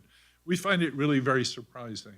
And these other relativities have not been maintained. So Hispanics and African Americans, and especially Native Americans, have died in much greater numbers during COVID than whites have, or Asians, Asian Americans who've done relatively well. Everyone's lost out, but those are the groups that have lost out more. Interestingly, we're beginning to understand that many of the deaths among African Americans were not of COVID, but of deaths that would not have happened if COVID had not been there. I mean, that's still being worked out. At the beginning of the pandemic, I have Azar here, but Trump actually said it. Trump said that if we had lockdowns, thousands and thousands of people would kill themselves. And so you shouldn't have lockdowns. It was better to have the disease than it was. Well, it turns out we don't have all the data yet, but suicides fell in 2020, which is sort of interesting finding, especially in the early days of the pandemic. And even though there was large-scale unemployment, which used to bring suicides with it, this did not happen in the spring of last year. Drug overdoses, on the other hand, increased quite rapidly, but they were increasing quite rapidly in November, December, January, and February before the pandemic happened. So we really don't know what that's about. Alcohol, we don't know, but there's a lot of concern that people were ordering huge quantities of alcohol to drink at home. You know, the Zoom quarantinis, or whatever they're called. There's new data suggesting that weight gain, there's quite a lot of increase in obesity during the pandemic. So they may not have been drinking much, but they were eating. The other thing that's happened, and this is just something I can leave you with because it concerns me a lot. You talk about divisions. There's one that's huge division is very troubling. The US stock market is at all-time highs during the pandemic, which is a very weird thing when you think about it. I mean, 650,000 Americans have died, and the Dow is celebrating it, to put it crudely. And a huge increase in the stock market. So a few of the people at the very top, here are some estimates I took from the press, that Jeff Bezos gained $90 billion, which he spent on a spaceship. Musk earned $68 billion. Zuckerberg earned $47 billion. But it's not just them. It's people like me, older people who have their pension funds invested in the stock market, which didn't used to be the case. I mean, in the old days, you worked for an employer, they were responsible for paying you a pension. Nowadays, you have a 401k, and so the money's invested in the stock market. That money has gone up through the roof like this too. So you've got something, usually in wartime, when people die in large numbers, and people get rich, the manufacturers of war material get rich during wartime, you have very high taxes on the rich because you want them to go on and make this stuff, but you want them to contribute to society. During the Second World War, the Labour Party in Britain talked about wealth conscription to match labor conscription. Their members, the unions, were being conscripted to fight in the war and risk their bodies. The capitalists, you want to go on producing, but you want to tax them. We're not talking about that at all, or at least a very few people are, and it's certainly clear there's not going to be any wealth taxes. I mean, the Biden team is not even trying to do that. And, you know, we can expect that to get more. And here's a final graph. This comes from the Federal Reserve. I didn't make this. This shows total wealth in America in trillions of dollars. And this picture divides it up by education. And you can see the green line, this huge block on the top here, is for people with a four-year college degree. And they now have 75% of all wealth in the United States. This is a third of the population with a college degree has 75% of all wealth. The other two-thirds has a quarter of all wealth. If you go back to what is it in this picture? 1990, it was equally divided between people with a college degree and people without. This includes pensions and cars and houses and your debts and your mortgages, and everything is taken into account here. And so we really have built ourselves a two-class society in which the happy few are doing well and the two-thirds are increasingly not being recognized as full citizens. One of the issues about inequality that I think is the key one is equality of moral standing within society. We want not equality of opportunity, we want equality of outcome. And that's the outcome that we want, everybody to be in equal standing. So you want complete absence of oppression. This is based on the work of Elizabeth Anderson, a philosopher at Michigan, who's been a very good advocate of this in recent years, that what we want is an equality of standing. And I think that's very much what Bishop Frank was talking about. I mean, that we're all moral individuals within equal dignity, and that's failing in America. So I'll stop there.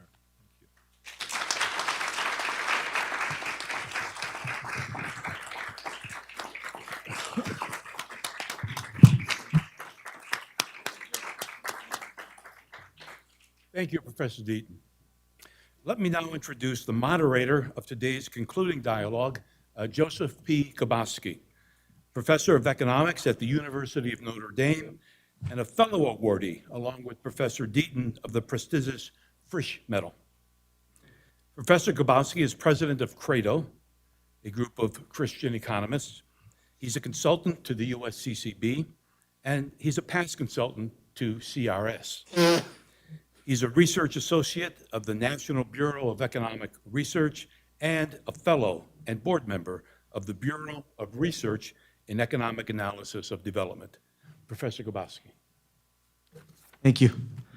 Oh, I'm sorry, excuse me, my fault. Your questions will be collected by David and his colleague at this point, so if you have questions, they'll be coming around to collect them. Sorry. We had two amazing talks, and two talks that were quite comprehensive, which leaves me in the difficult situation that most of the questions I had prepared were already addressed. Let me just start by giving a little bit of a summary. Bishop Frank talked about, well, both speakers talked about crises of inclusion, but from very different angles. Bishop Frank talked about a crisis of how we understand who we are and the meaning of life as, beings created in the image of God and as members of humanity redeemed by Christ.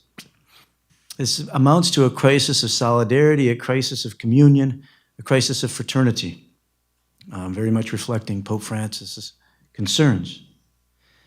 Professor Deaton talked about a global health crisis in which the advanced economies play an important role, and an emerging domestic health crisis, or a recent domestic health crisis, that's ended over a century of progress on the health front. Potentially these crises reflect perhaps deeper social and spiritual crises, as Professor Deaton indicated. So in many ways, the talks, we have a Scottish-born economist who's not a Catholic, and we have a Brooklyn-born Catholic bishop who's not an economist. So they reflect the pluralism in our society. But I wonder if I might ask you, and I'd ask Bishop Frank first, do you find any common ground in the material that was presented by Angus? And Angus, do you find common ground in the material presented by Bishop Frank? Well, yes, quite clearly. I think Professor's presentation allowed us to go into the challenge of getting into the application of what I was attempting to present. And it's in the lived detail, in the application of the premises we operate out of, that you could see the inequality, and your presentation was magnificent, because it's there, it's undeniable, it's just simply there. So then the question becomes is, how do we respond to it? So I think, yes, absolutely, there was a complementarity. Yeah, absolutely. I agree with that. And I mean, for me, it's fascinating because, I don't usually hang out in Catholic circles, let alone do I get the opportunity to listen to a bishop like Bishop Frank. But for me, a lot of the words are words not that I would have used, but that I'm very happy to attach to things I'm talking about. Like the three terms, dignity, solidarity, and subsidiarity, for instance.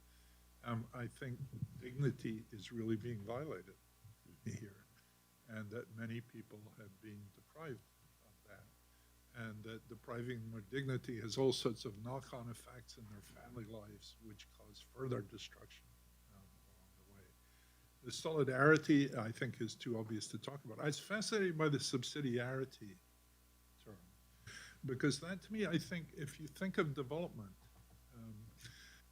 there's certain things that people in their own countries and their own communities are responsible for, and if they don't take that responsibility, it's not possible for us to do it from the outside somehow. So that delineating what are these things that we can do. So I think the principle of subsidiarity might be very helpful in thinking about, what sort of things we should be trying to help with, and what sort of things we really can't try to help with, or if we try to help with, will likely do more harm than good. Thank you. Pope Francis, in his call for inclusion, has emphasized, the economic side of inclusion and exclusion. No to an economy of exclusion, he wrote in Evangelii Gaudium. And you both touched on economic inequality. I think most of the idea was that economic inequality is a cause. I wonder to what extent it's a symptom of the crises that you emphasized. To what extent do the crises that you highlighted drive economic inequalities? Maybe I could start on that. Inequality is sometimes very helpful to think about and sometimes not very helpful, just because it's complicated. I mean, you can have a situation in which inequality is rising, but good things are happening. And you can have a situation because, if say you gave aid to one country and, that was where you started, and the kids all did very well and didn't die anymore, you'd be generating a lot of inequality.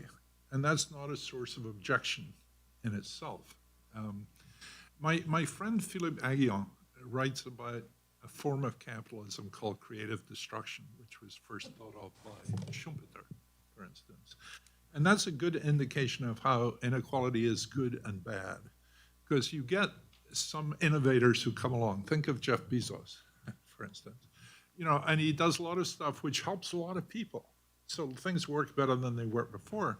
And, during the pandemic, we became to realize just how much we relied on Amazon. Our pandemic world would have been much worse without Jeff Bezos. On the other hand, that generated an enormous amount of inequality.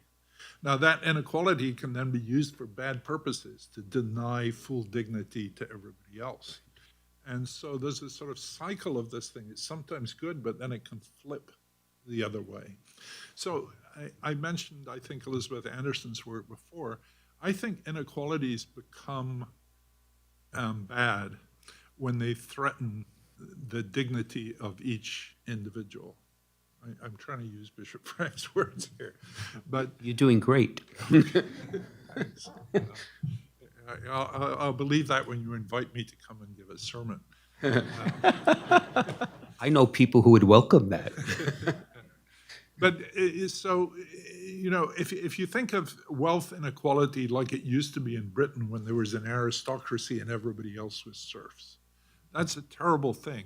And it's not a terrible thing because they have a lot of wealth. It's a terrible thing because it sets a form of social relations which do not permit full inclusion of everybody, right? So that's when inequality gets to be really bad. So, Google used to say, we will never lobby. We don't need government. We'll just reshape the world by ourselves. Who do you think is the largest corporate lobbyist in Washington today? Is Google. They spend more than all the unions put together, right? So that's the situation when you start off with something good, then in order to preserve its position is undermining other people. And we have to have better institutions that stop that somehow. Let me note on this a nuance from Catholic social teaching, which is that Pope Francis is, in the English translations, the word is inequality that he uses. But if you look at the Spanish, the word is actually inequidad, which is inequity. Inequity has a different connotation than inequality that might reflect some of what Angus has spoken of. Bishop Caggiano. What I would add is just simply this. I think if you look at this room and you see the diversity of ourselves and our different gifts and talents, I do not think that the issue is that we would all have equality of resources and income and opportunity because we are diverse. But there is a basic threshold that no one should fall under. And when there are obstacles and structures in society that prevent the temporary inequality, allow the temporary to become permanent, is where we need now to address. And I must confess, from my perspective, and again, not being an economist, not being a social scientist, but a pastor, I think everyone operates with undefined definitions of basic questions, such as what is human dignity? What does it look like? And what is a human person to begin with? And what is a community? What constitutes a community? And we operate without ever asking ourselves the question and forcing ourselves to articulate an answer. And therefore, you could be in a room with all good intended people and not come to any path forward because we haven't gone deeper. So I think the contribution of Pope Francis is he's just asking us to go to the deeper level and ask the more fundamental questions, because then we would need strategies to address it. But there is the two-class society that Professor illustrated so clearly should be disturbing to anybody of right mind and goodwill, regardless of religious tradition. It's just unacceptable. And the Pope sees that clearly because he has a global vision, and it's within countries and among countries. So I believe this is the moment for us to kind of both look at the fundamental questions and the tactics and the largest economic and societal structures to address it. Mm-hmm. You mentioned the global vision. So Pope Francis, also wrote Fratelli Tutti and Laudato Si, both being reminders that we are all part of a, quote, single family dwelling in a common home.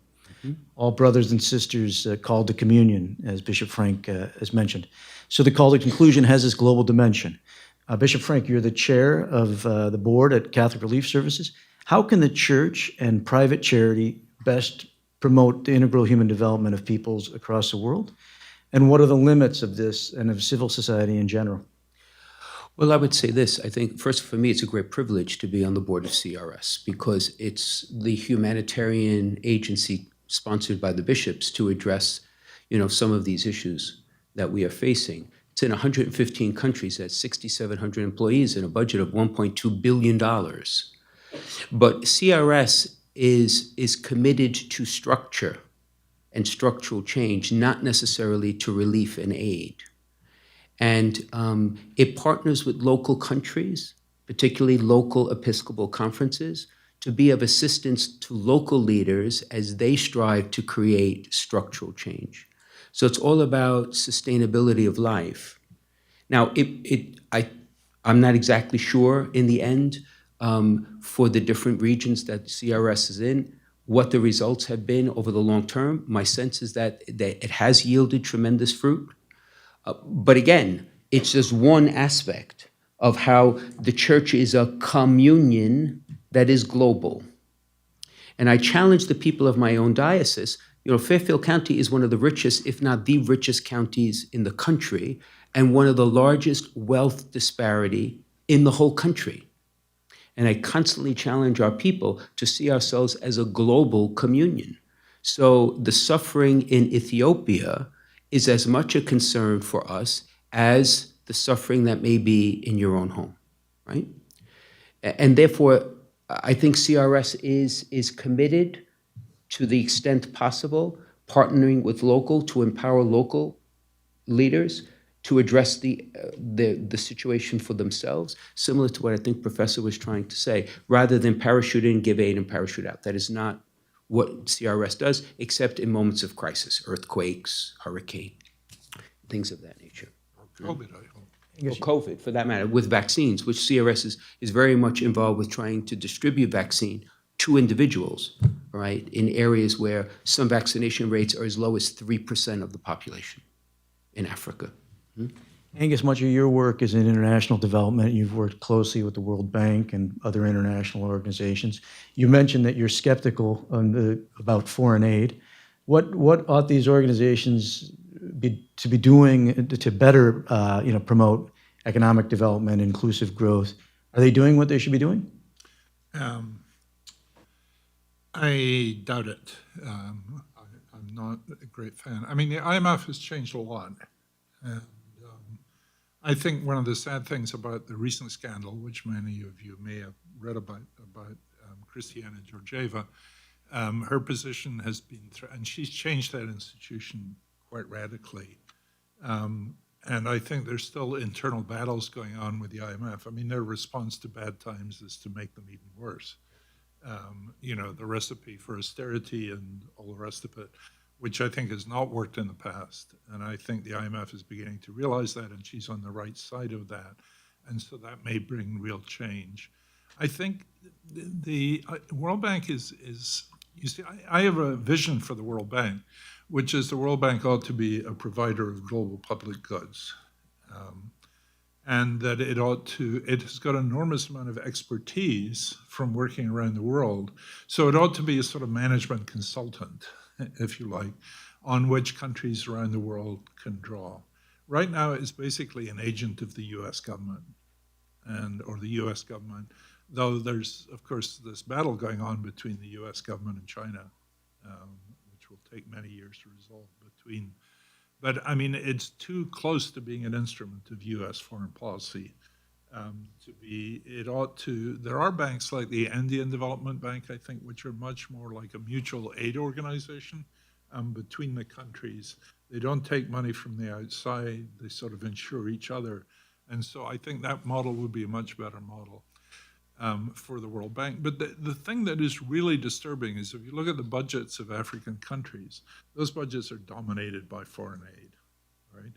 And that means that the governments in those countries have no incentive whatsoever to respond to their people. And it's incentivizing those governments to be exploitive regimes against their own people. And that is what aid has wrought. And it's not one aid agency. It's this sort of collective of aid agency. And it's a very hard problem to solve because you can get the Brits who say, okay, we'll pull back, but then the Japanese will step in or the Chinese will step in and so on. So, but I think it's been very, very destructive for Africa. May I just also add an observation? And this is very personal, so forgive me, but being an Italian-American born here in the United States, but one of the few in my family who was actually born in the United States, I often went back to Italy to visit my grandparents. And it is amazing over the last 45 years how the economic reach of the United States into a small village of 2,600 people in the middle of Campania, sitting on a mountain, has transformed the entire social fabric of the village. Where it was family-based, where it was much more a local community, you could see the fiber literally disappearing. Because with the economic reach comes all the social values that animates American society. And it's doing a colossal harm. So forgive me again for there's a myopic vision that we have sometimes as a country that we're the force of good, and we don't realize that sometimes we are bringing really destructive forces. Totally unreflectively in the very fabric that we would need to rebuild a structure that would allow for true equality, right? And I just reflect on it in my own life, and you could just see it in living color of what that is. Probably a lot fewer children die there now than did when your grandparents were born. Yes. So it's not all bad. No, but you know what, Professor? In the village, the almost all the young people are gone. They're all gone because they've moved up north for where there's economic opportunity. Right? Angus, you attributed more of the disparities that you were seeing to technology than to globalization.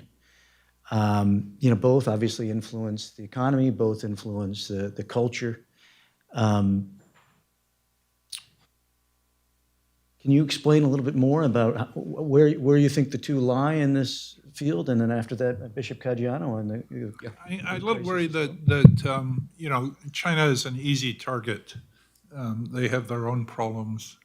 I don't think the Trump administration did us a great service by demonizing China, which seems to have survived beyond his presidency. I mean, if you look at the data on like American manufacturing has not declined. Most people think, China took away American manufacturing. It's not true. The output of American manufacturing has continued to grow. What has happened is there are no jobs anymore because of automation. So if you have to choose between robots and China, I'm not saying that China didn't do any harm. And, the work that David Otter and other people have done showing the China shock, but those were very focused in particular places. And I think most of us think that automation has been a much larger thing. The trouble is, you might say automation is inevitable. It's making us all rich because it's good to have productivity increases. There are two problems to that argument. One is we're subsidizing companies to automate by giving grants for accelerated depreciation, the tax treatment of that sort of thing. The second thing is the healthcare system is encouraging automation too, because if you put a robot in place of a guy, you don't have to pay $20,000 a year for health insurance for him or her. So, we've got to get our healthcare system under control because that's one of the huge engines of upward redistribution, that a huge amount of money is going up to already pretty wealthy people. And you saw the graph I showed at the beginning. I mean, our life expectancy is going the wrong way. So our healthcare system, which at its best is obviously the best healthcare system in the world, is eating us alive. From my perspective, technology poses a visceral threat to any possibility of reestablishing a wide-scale, wholesale philosophy, a way of life that respects human dignity. And that's a mouthful to say, but I say it for this reason. If the turn to the subject has come to its logical conclusion in the West, where we consider ourselves to be the standard of truth, standard of morality, standard of ethics, technology actually in social media allows us to take the last factor, which is community, and create it in our own image. So online, a local community is not a geographical reality where I have to deal with the good, the bad, and the ugly, the people I like and don't like. I now create community of people of like mind who look like me, talk like me, believe what I believe, and we become not a community, but a tribe. And in its worst possible form, goes to war with other tribes. And that is, unfortunately, what you see some in social media. Now, I'm not condemning that. I'm just simply stating that tendency isolates the individual. Now, when you speak of a community then that is inclusive, not divisive, how do you get back to that? And quite frankly, if you allow me just 10 more seconds, the last slide the professor put on the graph, let me ask an existential question. Why would anyone who is in that 2/3 block, why would anyone in that block feel the need, feel compelled to address those who do not have the same thing they have? What is the rational, humanitarian, moral argument to be made to say, you know what, we have to change this? There is fear. I'm sorry? There's fear. There's fear of the pitchforks. There's fear of Donald Trump. And I think that will do. Also, I'm generally in favor of technology, but if I had my druthers, I'd close down Facebook and Instagram and all the rest of it. So, Bishop Frank, you mentioned that being able to disagree is important. Oh, without a doubt. So I want to give you each a chance to push back, either, if you think there's some element of Pope Francis' call that reflects naivety or overlooks something, or something about each other's presentation that sort of missed something. I'm going to give you a chance to argue here. I pass. Hey, that's cheating. You said this was necessary. Well, I don't, I think, disagree. And I've always found Pope Francis's writings inspirational. Even if I do believe in the power of markets for good, as well as the power of markets for evil, which you've seen here too. But for instance, I do find, I think it would be extremely helpful, for instance, if the Catholic Church would endorse carbon pricing, take an example. So I understand some of the arguments against it, but I think that would just help enormously to guarantee the future in a way that no single other thing really would. And I think Pope Francis' opposition to that has, in my view, not been helpful. Allow me to answer the question this way. There is nothing the professor's presentation I would disagree with at all. I think it just gave meat and content and structure to what I was trying to say, or at least summarizing what the Pope said. I think if I were to critique, it's the life of the church I would critique, because the church is fracturing. It reflects the political fracturing, even here in the United States. So we don't speak with a common voice, because everything that the Pope is suggesting we do in the common sphere, in the public sphere, we also have to do within our own church. And we're having difficulty doing that. So when we speak of dialogue, I don't see a lot of dialogue, that people are hardening their positions. And most of the time that happens because they're only looking at half-truths or false choices and not looking at the larger picture. So I think, Professor, to your point, the church doesn't speak with a common voice. That's our immediate task, is to apply what we're talking about for the larger context within our own ecclesial life. And that will be difficult to do, but it has to be done. So that's something I've learned by coming here, and I knew it, but to hear it from you is quite extraordinary. And I mean, it's these divisions that seems to be with all of us that has even split the church in that way. And that's a great tragedy. Okay, the pleasant conversation is over. I'm going to take some questions from the audience. One source of division in society, the Pope calls to not be shy of discussions. How do you put this in a world of what is called political correctness, or the absolute avoidance of microaggressions? In this sense, what should be more important, freedom of speech or the risk to be offended? Let me give that to the successor of the apostle. There you go. Well, the risk to be offended is a personal referent, right? I could say something to you and you may not be offended. I could say something to you, you'd be grossly offended, right? But it's the context from which you're hearing what I'm saying. You would not risk being offended if there was a common relationship we shared, if there was the ability to speak and listen to what is being said with the intent that is being said with. So I think in the end, the truth needs to be spoken, but it needs to be spoken in a way that is effective so that it can be heard. It is not a bludgeon to beat somebody over the head with.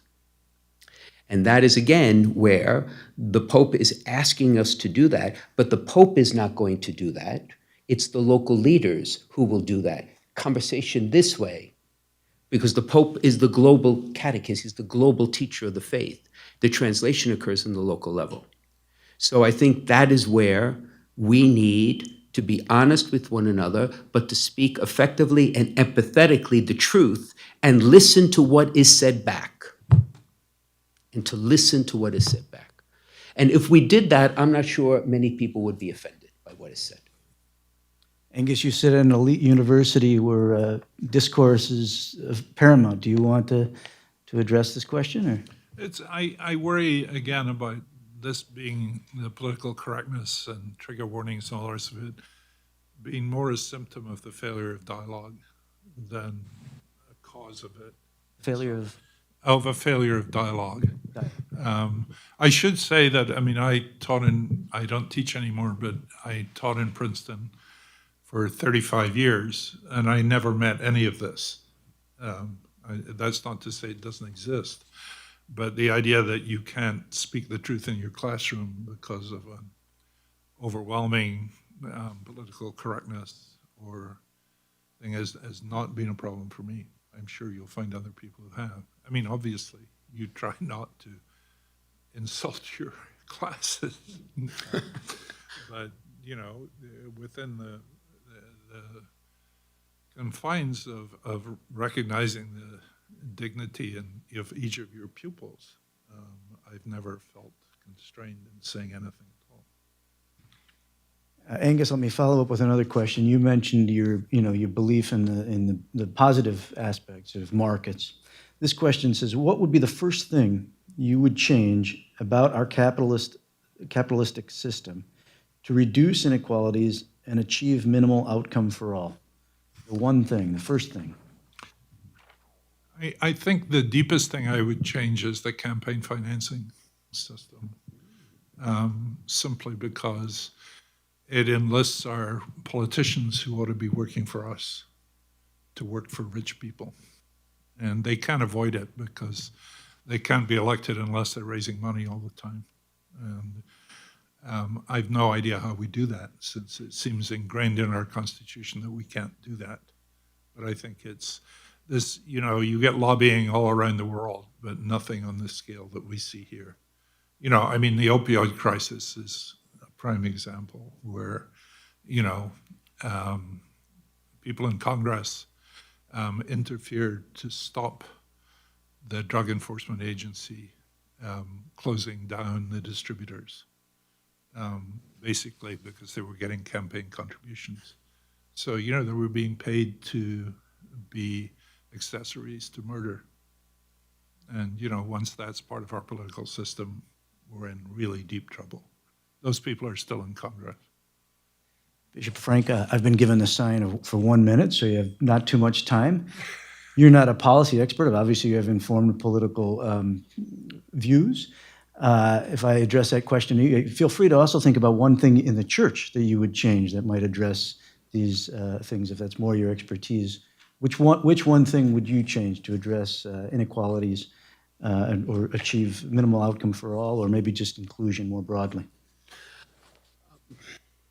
I think, to repeat myself from before, I think it's the myopic vision that many believers have that has not allowed them to see the communal and global effects of the decisions that they make. We all kind of live in small little neighborhoods, small little worlds, but the very nature of the church is Catholic, which means it is universal, and to challenge people to see beyond that would be able to inform them in their professional lives to act differently and begin to change the structure. So it would be the individual behaviors of the individual believers. Within the church itself, I would want to banish, if I could, half-truths. Half-truths. Which half? Whichever half I don't agree with. No, I mean the half-truths. Because in the end, that is what's preventing the dialogue, when people refuse to see more than the piece they want to see. It's a wonderful discussion. Unfortunately, we could go on for hours, I'm sure, but unfortunately, we've been told we have to end it. Can we give a round of applause, or do you want to invite them?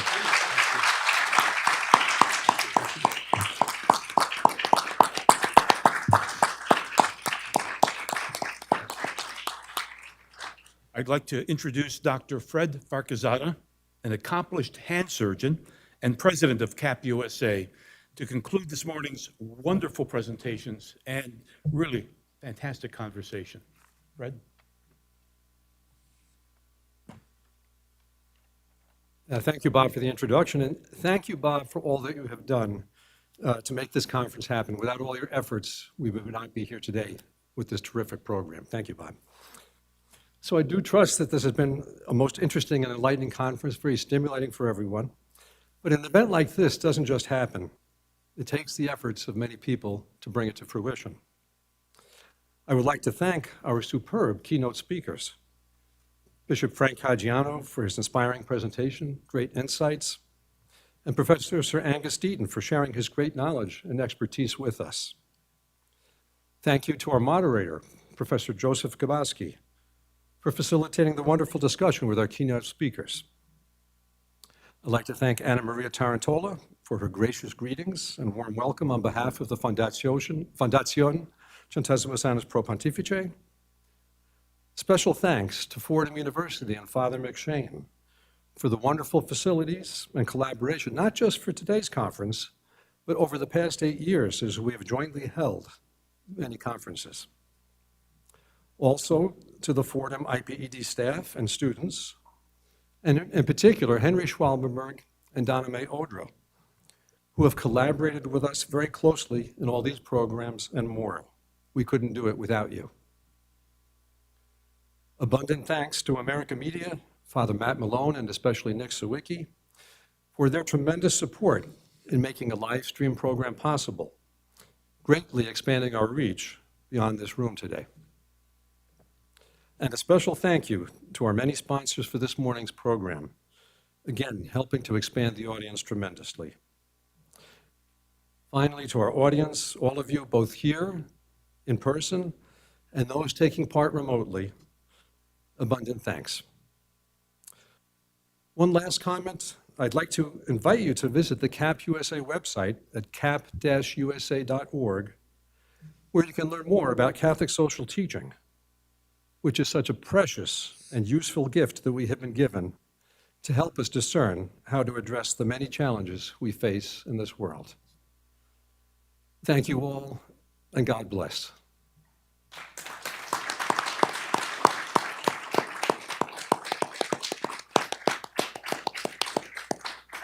And that concludes then our program. Just on a housekeeping note, I'd like to ask everybody to leave the room because this is the same room in which we will be having the lunch that those of you who are staying for the lunch afterwards, this is the same room that we'll be setting up. And so to enable the staff to turn it over and get it ready for lunch, I'll ask for everybody to step out for a few minutes and then they'll have us come back in when it's all set. Thank you. And you can all wait. That's a great job. You can wait here. This is men's room. Thank you so much. We can. Okay.